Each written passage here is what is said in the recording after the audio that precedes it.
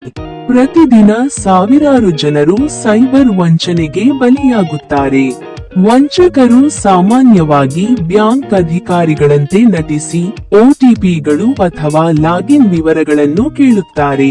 ಅವುಗಳನ್ನು ಎಂದಿಗೂ ಹಂಚಿಕೊಳ್ಳುವುದಿಲ್ಲ.